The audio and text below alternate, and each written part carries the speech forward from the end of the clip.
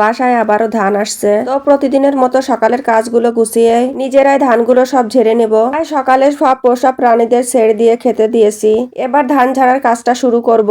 এদিকে আমার রাজাহাঁসটা ডিম পারবে, তো কোটা থেকে বের হয়নি, একবারে ডিম পাড়ি বের হবে। শীতের বেলা তো সকালের কাজটা গুছিয়ে ধান ঝাড়তে চলে এসেছি। অল্প ধান তো আলিশার দাদু আর আমি দুজনে মিলে ধানগুলো সব ঝাড়ছিলাম। তো ধানের গল্লাগুলো মেশিং এর পাশে রেখেই আমি ধান ঝাড়া শুরু করব। মোটর দিয়ে তৈরি করা কারেন্টের মেশিন, তো অল্প কিছুক্ষণের মধ্যে ধানগুলো সব ঝাড়া হয়ে যাবে। ধানের গল্লাগুলো সব মেশিং এর পাশে রেখে আমি ধান ঝাড়া শুরু করেছি। শীতকালে আমন ধান ওঠে, আর এই শীতকালে ধানের কাজ করতে কোনো কষ্ট হয় না। বেশি কষ্ট হয় ইরি ধানের সময়, বৈশাখ মাস গরমের সিজন, তখন অতিরিক্ত তাপমাত্রার কারণে বেশি কষ্ট হয়ে যায়। তো কথা বলতে বলতে সবগুলো ধানই ঝাড়া হয়ে গেল। বিচুলিগুলো উঠানের এক পাশে সব মাচা করে রেখে দিয়েছি। এই বিচুলিগুলো সব গরুর খাওয়ানো হয়ে গেলেই বড় গাদায় হাত দেওয়া হবে।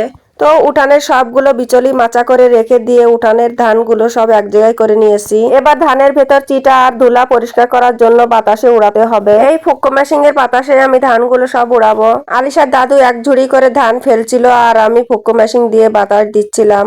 এই ধানগুলো সব পরিষ্কার করে খাবারের জন্য রেখে দেওয়া হবে। এদিকে আলিশার দাদু কয়েক ঝুড়ি ধান ফেলে আর ফেলতে পারছে না।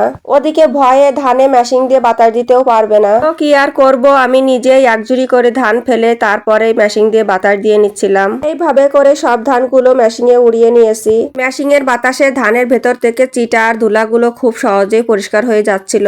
তো ধানগুলো সব উড়ানো হলে এখনই বস্তা ভরতে হবে।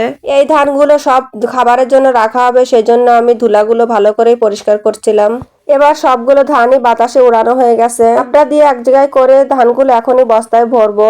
এই ধানগুলো আল্লাহর রহমতের ধান বলা যায়, কারণ গত বছর পানিতে একেবারে ডোবানো ছিল, কোনো ধানই হয়নি। এবছরও অনেক বৃষ্টি হয়েছে, তবুও জমিতে পানির পরিমাণ স্বাভাবিক ছিল, তাই আল্লাহর নাম করে রোয়া হয়েছিল, সেজন্যই আল্লাহর রহমতের ফসল বলেছি। এইভাবে ধানগুলো সব একে একে বস্তা ভরে নিয়েছি।